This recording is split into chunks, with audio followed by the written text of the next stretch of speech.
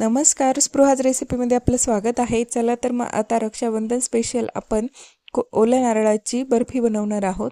तर बघूया आपण काय काय साहित्य घेतलेले आहे। तर बर्फी बनवण्यासाठी मी इथे 1 कप खवलेलं नारळ घेतलेलं आहे, साखर घेतलेली आहे मी इथे अर्धा कप, ड्रायफ्रुट्स घेतलेले आहे आणि इथे मी मिल्क पावडर आणि दूध मिक्स करून घेतलेले आहे। माझ्याकडे खवा आता अवेलेबल नाहीये, त्यामुळे मी हे मिल्क पावडर आणि दूध मिक्स करून त्याची स्लरी बनवून घेतलेली आहे। तर आता इथे मी पॅन गरम करून घेतलेला आहे आणि त्यावर 2 टेबलस्पून तूप घालून घेणार आहे। आपल्याला यामध्ये जे ओले नारळाचा आपण चव घेतलेला आहे तो घालून घ्यायचा आहे। बघा तूप छान गरम झालेला आहे, तर यामध्ये मी आता हे खवलेलं नारळ घालून घेणार आहे। हे छान एकसारखं आपल्याला हे थोडंसं यातला मॉइश्चर कमी करून घ्यायचं आहे। तर बघा इथे छान आपलं हे खोबऱ्याचा जो चव घेतलेला होता तो छान ड्राय झालेला आहे। आपल्याला इथे कलर बदलू द्यायचा नाहीये।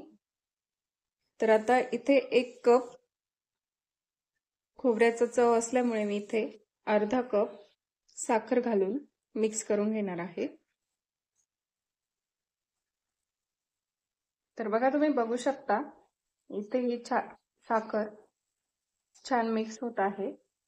तर अगदी 4 ते 5 मिनिट लागतात ही साखर मिक्स। तर माझ्याकडे खवा नसल्याने मी इथे मिल्क पावडर आणि दूध मिक्स करून घेतलेलं आहे। तर हे आता आपण इथे अर्धी वाटी बनवलेलं होतं मी हे, तर इथे घालून घेणार आहोत। याने काय होतं, बर्फी छान मऊसूत होते आणि खव्याची जी चव असते ती यात छान उतरते मिल्क पावडरमुळे आणि बर्फी खूप कडकही होत नाही, टेस्टलाही छान लागते। तर हे मिश्रण आपल्याला थोडंसं घट्टसर होईपर्यंत एकसारखं मिक्स करून घ्यायचं आहे आणि हे असं परतवत राहायचं आहे।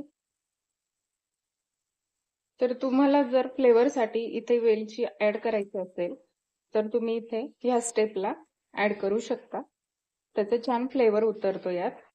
मी इथे नाही करत आहे वेलची पावडर ऍड। हे छान एकसारखं असं मिक्स करत राहायचं आहे। काय होतं की कधी कधी ते साईडला लागून जातं आणि मग ते करपण्याचा वास पूर्ण पदार्थाला लागतो, त्यामुळे हे साखरेचे गुळाचे जे पदार्थ असतात ते छान एकसारखे आपल्याला मिक्स करत राहायचे आहे। आपल्याला कुठे खाली लागू द्यायची नाहीये ते।